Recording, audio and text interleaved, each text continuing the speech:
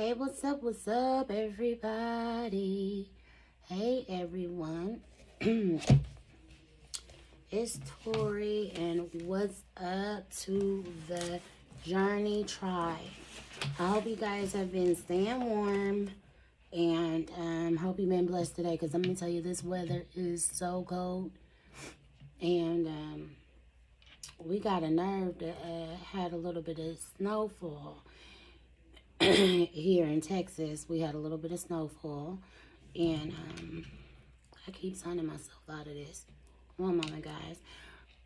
But even though it didn't last a whole day, okay, once the sun hit, it was gone. I woke up yesterday morning to some snow, and once the sun hit, it was just completely gone.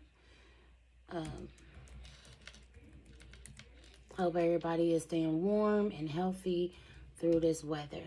I'm gonna make sure that my that I'm signed in. As you come in, make sure, hello Patricia. As you come in, make sure you thumbs up, and also let me see, do I got my, okay. Make sure you thumbs up, and if you are not a part of the Journey Tribe, please make sure you become a part of the Journey Tribe by pressing subscribe. Okay. Welcome, everyone. I see more and more people joining in. Make sure that you thumbs up. The subject of this live, as I said, that I was going to start this week. One of the things, or one of my goals for my channel is to help people with any type of addictions. To me, addictions is like what they say about sins in the Bible. No addiction is bigger than the other. I thought that my addiction was minor. I really did. And we'll talk about why my addiction was not minor later on. I want to take it step by step. So this segment that I'm going to be having is called Soberly Speaking with No Liquid Courage. This is part 1, number 1, and this is the beginning. So this part that I'll be talking about is in the beginning and how I got reeled into alcoholism. Okay, so I have some notes here, but I didn't write down everything that's going to come out of my mouth, because I want to be transparent and honest and as open as possible, because I know this could help someone. Like, I feel like I have family, I have friends, I have love and support. But just hearing from someone that literally has gone through the same thing that I would have, or when I was trying to change and I was trying to get over it, to hear someone that was honest and didn't sugarcoat anything, that would have helped me out tremendously. Somebody that actually was going through it or actually went through it. So I am going to be brutally honest about some of these things, even though it may be humiliating for me. It may be funny to some other people. And then to some people, they're going to think, whoa, I thought I was bad. You know what I mean? So that it's just all about helping. And listen, I can't even explain why or how. I can tell you how I stopped. However, I just didn't think that it would be as soon as it was. And to me, it wasn't soon enough. However, in my mind, I'm thinking this is something that I will have to battle every day for a long period of time. So let's just start from the beginning.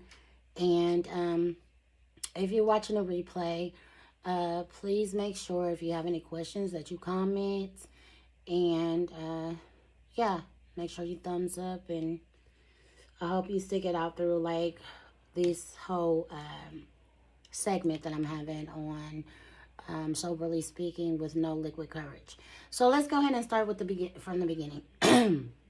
I had started my weight loss journey August the 1st of 2019. I remember my sister had she had visited Columbus, Ohio, and she had visited from Texas.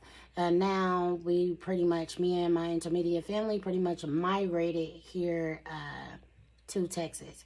But anyways, I was still residing in Columbus, Ohio, and it was September. My sister's birthday is in September, and she was coming down to visit for her birthday, and I was big. I was like 410 pounds, guys. Like, I really was. I'm only 5'3", so 410 pounds really hurt my body. I mean, it was hard to walk. It was hard. It was really, really hard. I mean, I felt like somebody was karate chopping my lower back, literally. I mean, I'm serious. I'm thinking somebody like that's what I thought as I was walking. If somebody is behind me, karate chopping me. Anyways, I told my sister, I said, man, next month I'm getting this off of me. My sister was like, oh, boo, she felt bad for me, you know, but no, don't feel bad. So, as I said, I stuck to my word. I was tired of the pain. I was tired of all that. August the 1st, I had started my weight loss journey. And I had gotten proposed to for Christmas in December the same year, 2019. Okay, so here we go, and I'm doing awesome on my weight loss journey. I'm doing everything I'm supposed to do. I kicked soda, and a lot of bad habits that I had, a lot of snacking. I was once on medicine called Lexapro because I do deal with panic and anxiety, and I didn't know that that was going to cause me to gain weight. It caused me to feel hungry non-stop. And I didn't realize it because I was just hungry. But for people that knew my eating habits, they were like, did you finish your food? And I was like, yeah, I must be really hungry. But yeah, no. It continuously became like a thing where I was making huge breakfast, huge lunch, huge dinner. I mean, seriously. So I didn't think it was a problem until I started getting on the scale and I started feeling it in my body. So I had cut out a lot of those things, and I went to my doctor. I had changed doctors, and they're like, who put you on Lexapro? I mean, Lexapro was a heck of a pill. Do you hear me? It made you not care about anything. I didn't have any panic or anxiety attacks. None at all. I mean, it was just amazing. I was enjoying life. The downside was the weight gain. And my new doctor had told me, like, this medication is for people that lose their appetite and start losing weight based off of depression or anxiety or panic attacks. Now, I don't deal with depression. However, I dealt with panic and anxiety severely. So I'm like, wow. He said, I'm going to go ahead and take you off of Lexapro. And he did. And that was also a part of me stopping the things that was continuing the weight to pack on. So here we are into a new year, 2020, and it's March, and everybody is, you know, being made aware of and educated on the pandemic. March rolled around, people were getting sick, and it was all over the world. And me dealing with panic and anxiety and no longer on anxiety medication, I started freaking out.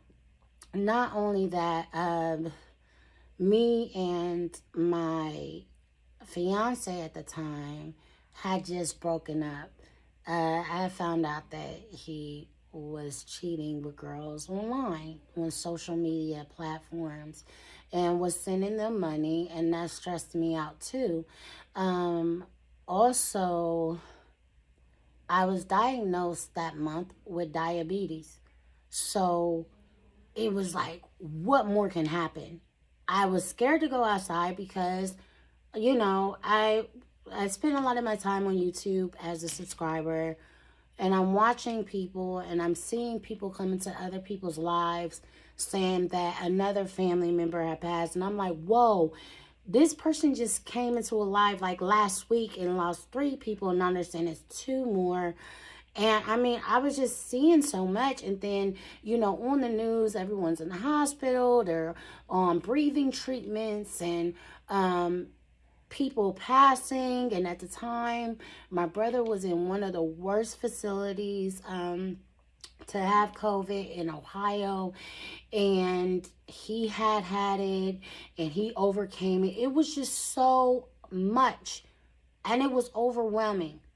And I did not want to leave the house. I started ordering groceries through Amazon, ordering groceries online. However, because this was just the beginning stages and no one had a plethora of a mask collection yet, because people didn't start designing them all cute and all that stuff until the pandemic was actually in full force and everyone knew about it, and we had no idea when it was going to be over. So, everyone is online ordering, like, the masks that you see in the hospitals. And me and my ex-fiance, we had got our mask, and because everything was so new, his job did not, they did not start the work from home thing yet. So, him knowing how freaked out I am, he would leave for work, which he used public transportation, which is no problem with that. He was just around a lot of people. Of course, they did narrow it down, and they, wanted people to sit at a distance or whatever the case may be. And I had this key ring holder on my wall, and it had a welcome thing on it. And I'm noticing his mask is dangling, and the little Purell trowel size, I had purchased a bulk of them off of Amazon. The trowel size was sitting on the coffee table, and I'm sitting there looking at the coffee table, and I call him. I say, "Hey, where's your mask?" I got it on. And I'm looking over at the key ring holder. Okay, BS. And I'm like, where is your hand sanitizer? In my back pocket. And I'm looking at the hand sanitizer on the coffee table. Devastating. To me, a person that's in the house, a person that, is dealing with all of this stuff, trying to register this, and now this ugly thing happens. My panic was so freaking bad. My anxiety had went through the roof. All of a sudden, I started having really bad panic attacks. It did not go from anxiety and then get so bad to where it triggered a panic attack. I was just going right to a panic attack. And I was like, what the hell? So, because of this, I went to my doctor, and my doctor was like, okay, I'm going to write you a script for a medication called hydroxyzine. And I was told to take it 3 times a day. Anytime that I felt a panic attack coming on, I was to take this 3 times a day. So I felt a panic attack coming on. I take the medicine, and I'm asleep 4 to 6 hours. I was like, oh no. And then when I went to sleep, I didn't have the best dreams. I was like, that was kind of borderline a nightmare when I woke up, and I'm like, well, maybe I was just kind of stressed out from taking this new medicine. I don't know. And then I didn't like the fact that I was sleeping 4 to 6 hours every time I took it. You want me to take this medicine 3 times a day, and it's likely that I could sleep up to 18 hours? There's 24 hours in a day. What am I supposed to do about business? What am I supposed to do about my writing? Like, you're pretty much saying sleep your life away. Sleep your days away. I couldn't see myself doing that. So anyways, one of my friends needed a favor, and unfortunately, they were not fond of Cash App or any type of apps where you can send money. And I'm like, listen, everybody is doing it. I swear by Cash App. And she's like, no, girl. So anyways, I go to a place where you could do money orders and send Western Unions. And I sent her a Western Union. And it was pretty late at night, just because I was waiting for her to get off of work or whatever. And there was a store across the street. So Nick was like, hey, why don't we go over to the store so that I could pick up some snacks for work tomorrow, yada, yada, yada. I try not to share his name, but oh well. You guys probably just from the past know who I'm talking about anyway. And I was like, yeah, sure. So we go, and he grabs him uh, Mike's Hard Lemonade. And I'm like, now at the time I was just a social drinker, but I'm still like that because I liked my pink Moscatos every so often. When I say every so often, like maybe a bottle once a month, and that bottle would last me like all week, you know. And I'm like, oh, they don't have anything for me because my sugar. And so I start looking around and I see something called Truly. And I look at the back of it. It's a seltzer water with 5% alcohol. And it only have less than 2 grams of sugar. I'm like, oh, wait, let me try one of these. So I bought 2 cans. And the first flavor was wild berry. And when I tried it, when I got home, I was like, I actually like these. And me being like freaked out about being a new diabetic and having sugar. Of course, after I drink 1 can, I waited like 15 minutes and checked my sugar and it didn't budge. And I was like, oh, okay. So anyways, it went on from that to they didn't have Truly at the store anymore. Now, we didn't go to the same store. We had a store that was not too far from us. It was just that store was convenient because it was across the street from the place I was sending money. So, I went to my store and I was like, no, we don't. And then, boom, White Claw. White Claw was the same thing. It just had more of like a carbonated type sizzle to it. And I liked it more. I liked the black cherry of the White Claw. And one thing that I noticed is one day I was just, up chilling and I started feeling a panic attack coming on a little bit, and I was like, don't freak out. I remember I had like 3 White Claws in the fridge, and I went to the fridge. I got a White Claw. I lit a cigarette, and I drank my White Claw, smoked my cigarette, and guess what? No panic attack, and I started not giving a hell. I was like, I think I'm onto something. I don't think that I need to take that medicine. I was having bad nightmares anyway. I wasn't enjoying being awake and I wasn't enjoying sleeping. But I got something where I can zone out to some music. And now my ex-fiance was working at home. Now it was mandatory that all the employees was working at home because people were, he would come home with really scary stories of how the lady, there's 3 cubicles over, got escorted from the ambulance. Escorted by the ambulance to the hospital. And I'm looking at him like, and today was the day you forgot your mask. So I was happy that they had him work from home. And this, as I said, was mandatory. So, he was working from home, and I would put in my headphones and listen to music and have my drink and be good for the day. Now, it went from that day to the next day I didn't have it, and I had another panic attack. And I was like, okay. It was so bad. I was modding for some people here on YouTube. And my ex would have to go in and say, hey, just keep her in your prayers because I was going through a whole panic attack and had to stop modding. It was bad. It was a nightmare.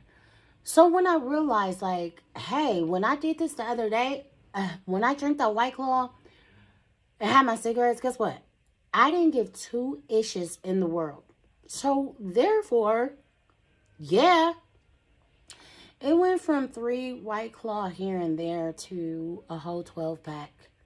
And I remember I said it went to a 12-pack because we're talking about the beginning. I like Patron.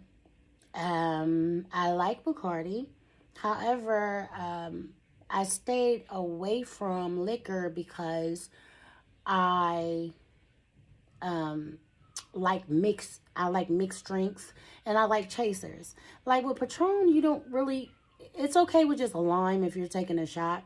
However, like, I do like mixed drinks. I was a trainer for Buffalo Wild Wings. I was a trainer for service, so I trained cashiers, hosts, servers, and bartenders. And so I'm pretty dope at like making mixed drinks. So I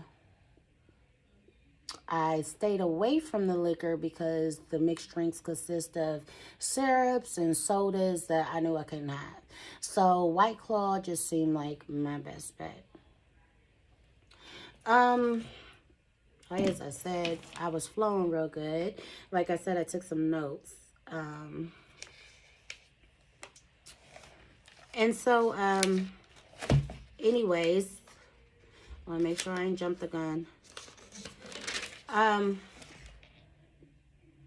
it literally numbed me drinking. It did. It numbed me. It made me not care. Things that would bother me didn't bother me anymore. I was a little bit like on the playful side more than I usually am. I'm kind of like sober. Well, sober. I'm kind of low-key a borderline nerd. That's what my brother calls me anyway, but we're not going to go there. But it just was like Nutty Professor drinking that juice, like that little chemical stuff he drank. It was like an alter ego. Like, I was just I'm still a fun person. I still like to dance. I still like to have fun. It's just I was like overly, like I was the party starter. Woo, let's go, let's go. You know, I was all of that. Yeah, and more. So, anyways, it was like I was not myself. I was overly generous. Overly generous. And, I did. Now, I'm a loving, caring person, and I'm a giver. However, I looked at everyone as like, I looked at everything as unicorn and rainbows. I was like a happy drunk. Like, I wanted to have fun and I was happy. And everybody, oh my God, I so love you. Oh my God, you're like the best thing ever. Oh God. I literally was making, I was looking at, how did I word that? Because I don't want to say it wrong.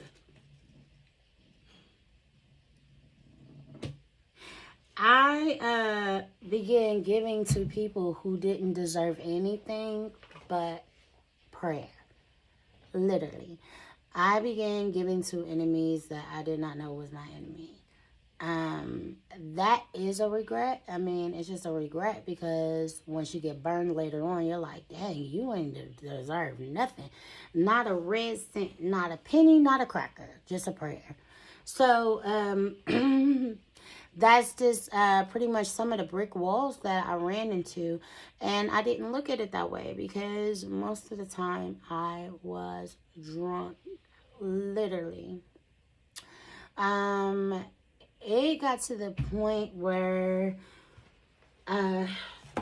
it literally got to the point where by the end of the night,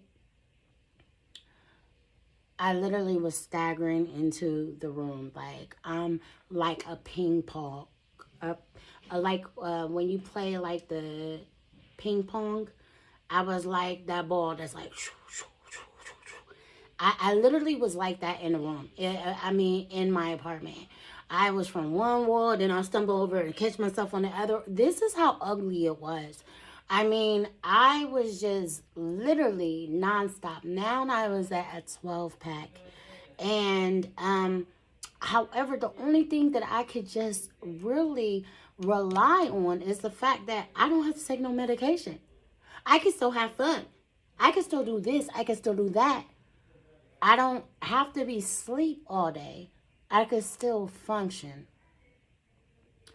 And unfortunately, that mindset continued on, and it went from March of 2020 until like literally took all the way into 2024 to completely say I'm done and mean it. this is just part one, guys. I just wanted to let you know how I had started. If I missed anything because I got so into what I was saying, actually, I'm just going to take just a quick look at the back part of my notes because I don't want to have to retrack everything.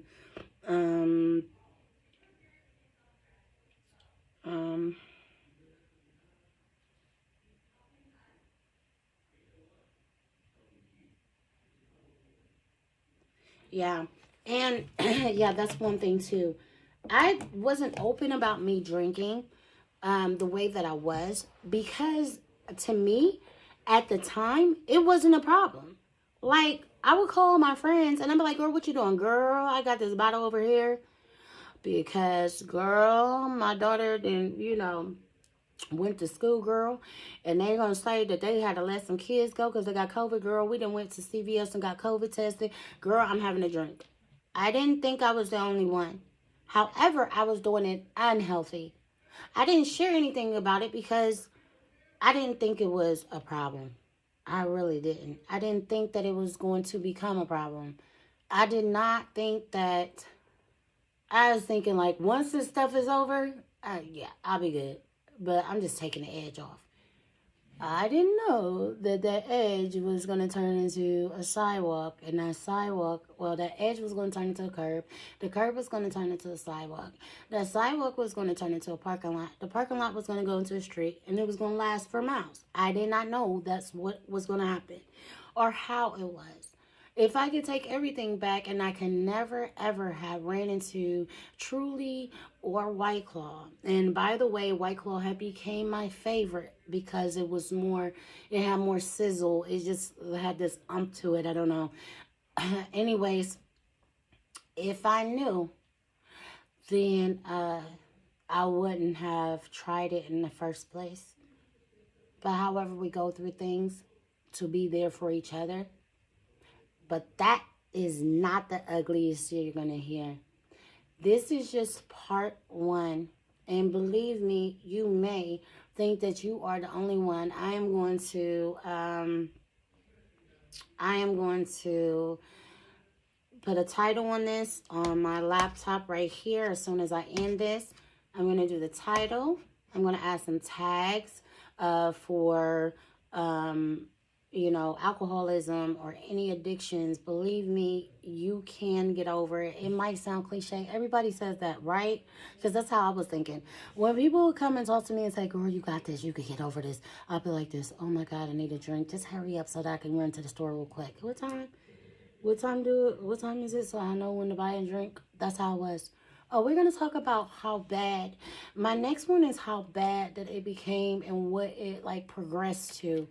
We will get there, guys. I want y'all to know you guys are not by yourself. That's why I call it the Journey Tribe now, because we all have a journey in our life. We all have something that we go through, and everything leads to healing. Everything leads to empowering yourself. Everything leads to you having a testimony. The things that we go in life is there to make us stronger and to also share and help each other out, and people that go through the same things that we can relate to. You just have to be real, honest, and open, transparent, and that's what it is. And that's what I'm doing.